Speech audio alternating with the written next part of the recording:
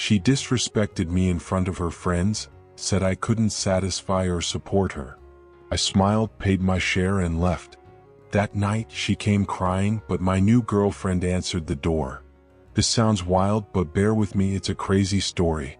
My ex-girlfriend Vanessa and I dated for 8 months. I'm 25, she's 24. Things started well, but the last few months she got increasingly demanding about money and made snide comments about my lifestyle. I'm a plumber, own my own business and make damn good money, honestly. But Vanessa acted weird when people asked what I did. She works full-time as a manager at some high-end downtown boutique, surrounded by fancy stuff all day. We lived together in my fully paid-off house for about 4 months, but lately she kept pushing to move to a bigger place or a better neighborhood. Everyone at work lives in those new downtown condos, Mike. They're way nicer than this place. Babe, this house is paid off. Why would we rent somewhere else? It's not just about money, it's about lifestyle. Trouble really ramped up when she started hanging out with new work friends, all dating guys with office jobs. Suddenly, she acted embarrassed to be with a plumber. Why can't you get a normal job like everyone else, Mike? I own my own business. I make more than most people. It's not about the money, it's about what people think. I should have ended it there, but I thought she'd get over it.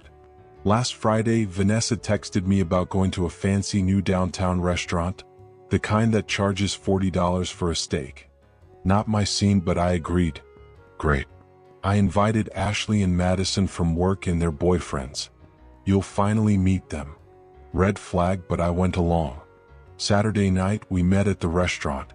Ashley and Madison showed up with their boyfriends, exactly as expected. Button-up shirts talking about marketing and investment portfolios. This is my boyfriend Kevin, Ashley said. He's in digital marketing. And this is Brad, Madison added. Corporate finance. Then Vanessa introduced me half-hearted. This is my boyfriend Mike. He owns a maintenance company. Maintenance company? Not plumbing business. Maintenance company. Dinner was awkward. Kevin and Brad droned on about their careers, asking vague questions about my work. Vanessa deflected whenever they got specific. Mike handles property maintenance for commercial buildings, she said when Brad asked directly. Technically true, but it made me sound like a janitor, not a business owner. Halfway through, Kevin mentioned a vacation he's planning with Ashley. We're eyeing Bermuda for a long weekend, all-inclusive resort package. That sounds amazing, Vanessa gushed. Mike and I never do stuff like that. I looked at her, confused. We talked about Costa Rica. You said wait till summer. That's different. That's not a real vacation. What makes a vacation real?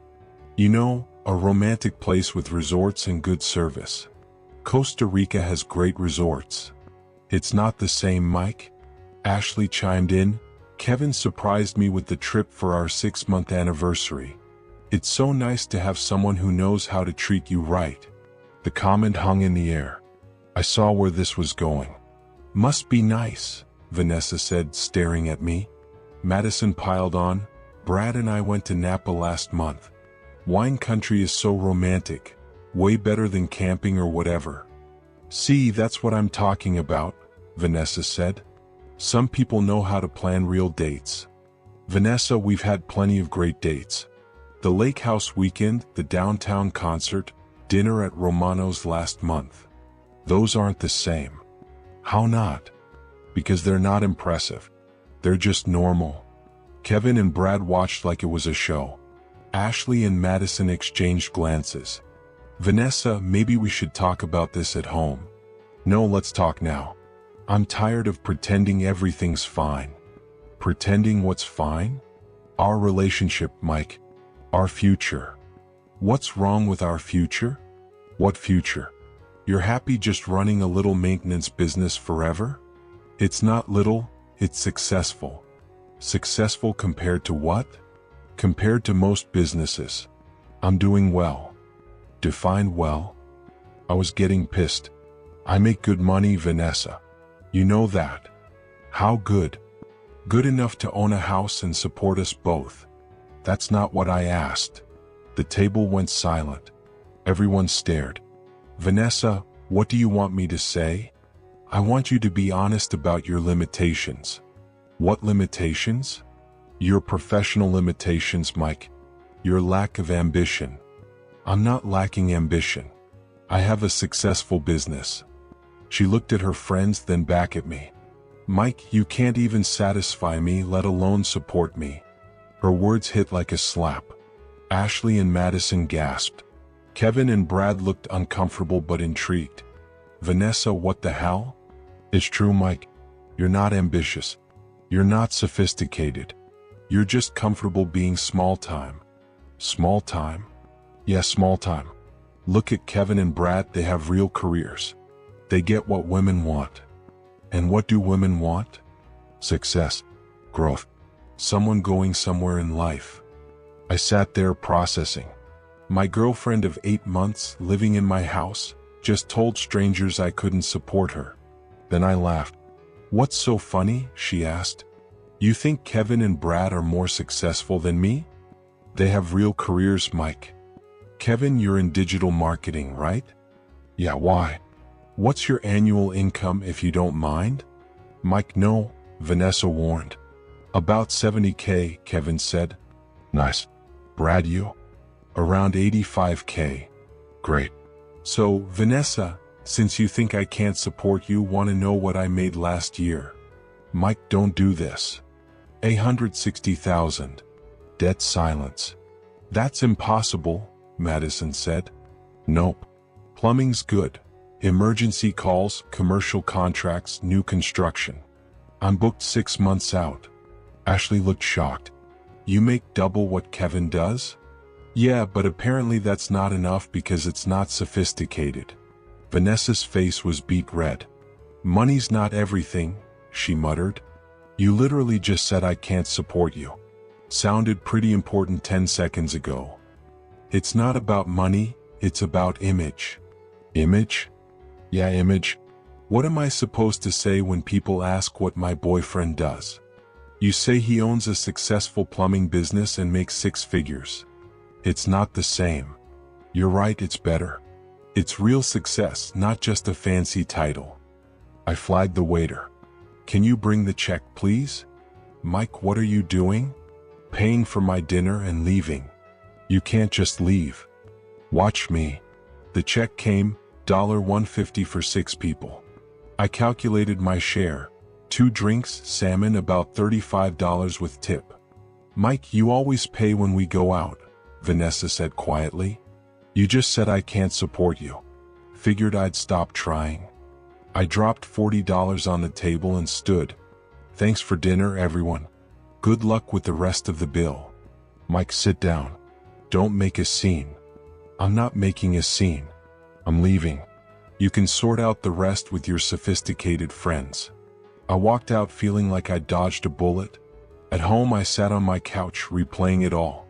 Vanessa had lived in my paid-off house, eaten food I bought, slept in my bed, and told strangers I couldn't support her. My phone buzzed around 11 p.m., text from Vanessa. Mike, I'm sorry. I didn't mean it. Ashley had to cover my part of the dinner. Can you Venmo me? Mike, please answer. I'm taking an Uber home. We need to talk. I ignored them. She got home around midnight, tried talking, but I went to my room and locked the door. Sunday morning, she was gone, leaving a note. Staying at Ashley's a few days while you cool off. Sunday afternoon at the hardware store buying supplies, I ran into Emma, a high school friend. We'd lost touch after graduation. Mike, God, how are you? Emma, hey, I'm good. You? Just moved back last month. Got a job at the hospital as a nurse. We talked for an hour in the parking lot, catching up. Emma was smart, funny, grounded, everything Vanessa wasn't. We should grab coffee sometime, she said. I'd like that. We swapped numbers, made plans for Tuesday. Monday, Vanessa stopped by while I was at work, packed more stuff, and left another note. Need time to think about us. Tuesday, I met Emma for coffee. We talked 3 hours, work, family, goals, dreams. She was impressed by my business. That's amazing, Mike. Starting your own company takes real guts. Thanks. It's been good. I bet. Plus you're helping people. When my bathroom flooded last year, I'd have paid anything to get it fixed fast. A stark contrast to Vanessa. Wednesday, Emma came over for dinner, grilled burgers, a movie. She loved my house. Mike, this place is gorgeous. You own it? Yeah, bought it 3 years ago. That's incredible. Most people our age are still renting. One perk of starting a business early. Thursday, Vanessa texted asking to meet. I ignored it. Friday, she called my mom. They'd met a couple times while we dated. Mom called me laughing. Mike, some girl called crying saying she screwed up and needs you back. What did you say? Told her if she's dumb enough to be embarrassed by a man who owns his house and business, she deserves what she got.